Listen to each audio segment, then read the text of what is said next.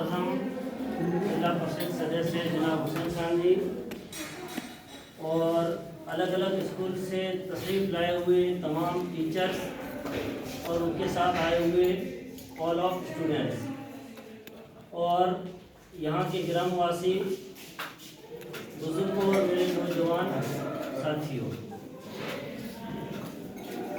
ये जो आज एक खेल का ये जो प्रतियोगी कार्यक्रम रहा, ये मामूली कार्यक्रम नहीं था।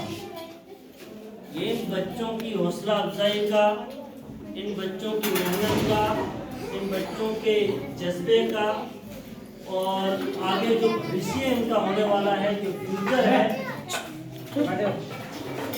उसकी हिम्मत और उनका जो हौसला है कि हमको आगे बढ़ना है, उसका ये प्रोग्राम है। आज जब मैं यहाँ पर आया पहली मर्तबा और इस इलाके का जो पहला प्रोग्राम मैं देख रहा हूँ कई सालों के बाद, तो ये जो बच्चे हैं इन्होंने प्रोग्राम अपनी तरफ से जो पेश किया खेल का, ये बहुत ही बेहतरीन प्रोग्राम था। भले ही कुछ स्टूडेंट्स वो थे जो अपने जिस तरह अपने टूर्नामेंट को निभाना चाहिए था उस तरह नहीं निभा सके, लेकिन फिर भी जितने भी टीचर्स हजरात यहाँ पर तशरीफ फरमा है, मैं उन तमाम को एक मशवरा या सलाह ही समझ लें कि ये जो बच्चे आज यहाँ पर बैठे हैं, इनके फ्यूचर की, इनके आने वाली जो पढ़ाई और शिक्षा है, उसकी जिम्मेदारी आप लोगों की। ये आज जो यहाँ की आवाम है, इन बच्चों के जितने माली है, इन बच्चों के जो फादर्स हैं, वो जो कि पिछले इलाके में, यहाँ ये जो इलाका है इसमें शिक्षा का इतना ध्यान नहीं था, पढ़ाई इतनी नहीं थी, इसलिए ये पढ़ नहीं सके, इसलिए इनका ध्यान ज़्यादातर पढ़ाई पर नहीं है। आप जितने भी टीचर यहाँ पर तशरीफ़ फरमा है, उन्होंने पढ़ा है, इतनी मेहनत की है और उसी मेहनत के नतीजे में आपको ये बच्चे मिले हैं। अगर इन बच्चों ने पढ़ना छोड़ दिया, इन बच्चों ने अपना कदम शिक्षा की तरफ बढ़ाना छोड़ दिया, तो जिस तरह योगी आदित्यनाथ की सरकार ने यूपी के अंदर 40 सरकारी स्कूल्स को बंद कर दिया है, तो यह भी बंद हो जाएगी और आपकी नौकरियों का फिर सवाल खड़ा हो सकता है। क्यों? क्योंकि पढ़ने वाले बच्चे हैं।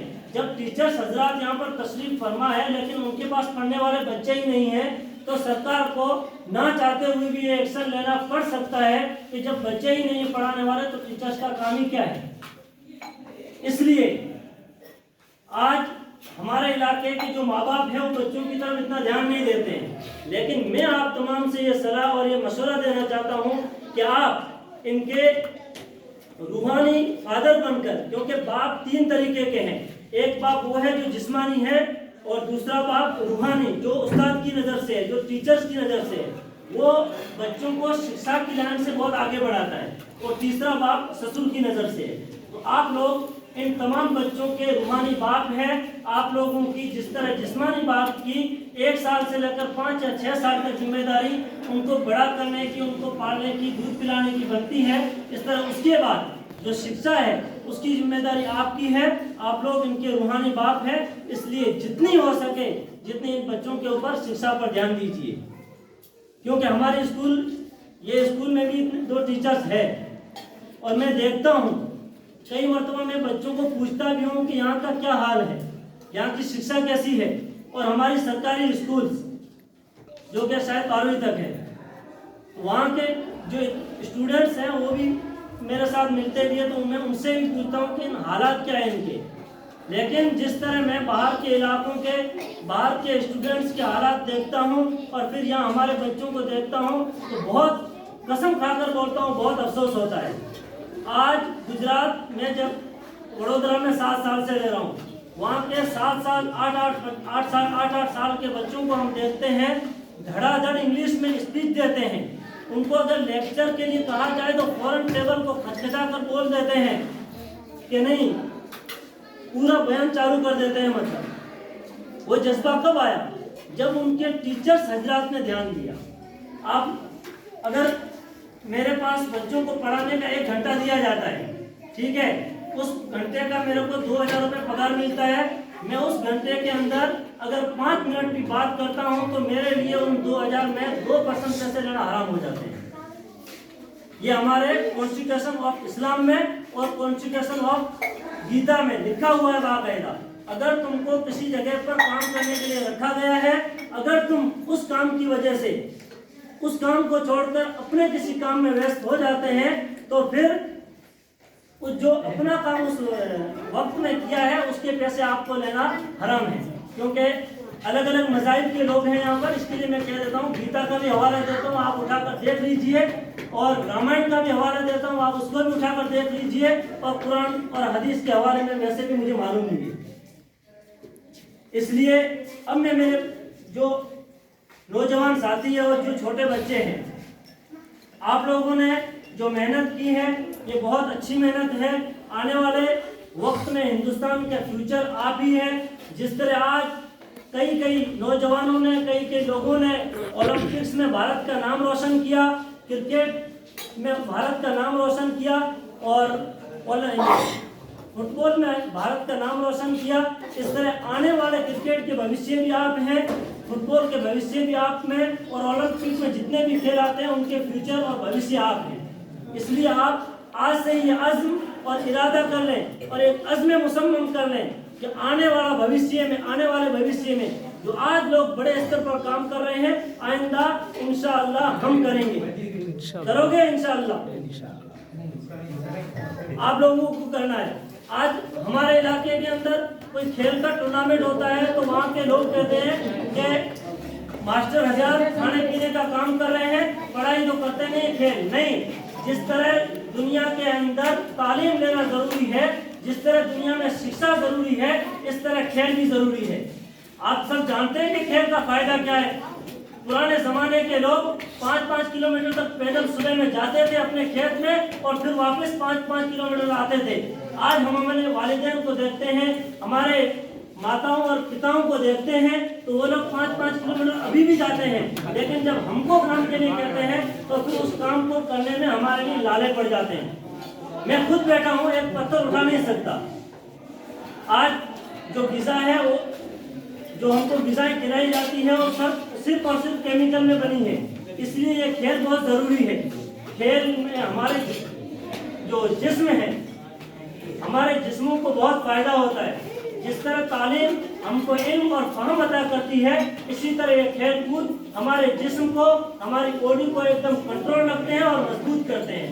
इसलिए मेरे अजीज़ों, मैं जितने भी यहाँ पर वालिदैन बैठे हैं, बुजुर्ग हैं, उनसे भी अपील और दरख्वास्त करना चाहता हूँ कि अपने बच्चों के ऊपर मेहनत कीजिए। आप लोगों ने जिस तरह खेती बाड़ी में और बकरियों को चलाने में वक्त गुजार दिया, लेकिन आज की टेक्नोलॉजी और आज की जो आराइशा है वो बहुत ज़्यादा बढ़ चुकी है, और इसमें आप लोग बहुत पीछे हैं, बल्कि हकीकत में बहुत पीछे हैं। मैं चूँकि ऐसे साइंसदान के साथ रह रहा हूँ और रह भी चुका हूँ, तो जब वो बताते हैं और आज दुनिया में क्या हो रहा है, क्या नहीं हो रहा है, मार्केट आज क्या कर रहा है, क्या नहीं कर रहा है, वो आप लोग नहीं जानते हैं। हमारा ये बाड़मेर का इलाका और ये थार का इलाका आज 15 साल अभी पीछे चल रहा है। जिस तरह पिछले में बहुत दिनों के बाद बाड़मेर गया था, तो वहाँ देखने के बाद मुझे पता चला कि अभी हम बहुत पीछे हैं। इस तरह हमको पीछे नहीं रहना चाहिए। हम भी अपनी शिक्षा को मुंबई और दिल्ली की शिक्षा तक बढ़ा सकते हैं, और हम भी अपनी शिक्षा को पारोल यूनिवर्सिटी में एडमिशन करा सकते हैं। पारोल दुनिया की सबसे बड़ी यूनिवर्सिटी है, उसमें हम भी एडमिशन हमारा करा सकते हैं और पढ़ सकते हैं। इसलिए मेरे अजीजों और मेरे प्यारे भाइयों, आप इस पर बहुत जोर के साथ मेहनत कीजिए। आज का वक्त शिक्षा का है। अगर शिक्षा हमारे पास नहीं है, हमारे पास तालीम नहीं है, तो आज हमको पूछने वाला कोई नहीं होगा। आज तक हमारे बापों ने, हमारे माओं ने अंगूठे छाप में काम चला लिया, लेकिन आज की टेक्नोलॉजी बहुत दूर चली गई है, अंगूठे का काम चला गया है, अब पूरा काम ऑनलाइन में है। इसलिए आप मेहनत कीजिए शिक्षा में, खेल में, हर तरीके में जो अपने लिए फायदेमंद हो। बाकी सिर्फ 1 मिनट के लिए दूसरी बात मैं कहना चाहता हूँ कि 15 या 16 साल की उम्र में हमारे बच्चों ने, हमारे साथियों ने नशा करना शुरू कर दिया है। इसलिए इसका काम और इसका ये उन बच्चों को सुधारने का काम वालिदैन का है, इसलिए सुधारने की कोशिश करें। आमीन। तमाम लोगों का मैं दिल से धन्यवाद देना चाहता हूँ कि आप लोगों ने यहाँ मुझे बड़े लोगों के सामने बोलने का मौका इनायत फरमाया। बहुत बहुत आपका शुक्रिया, बहुत बहुत शुक्रिया।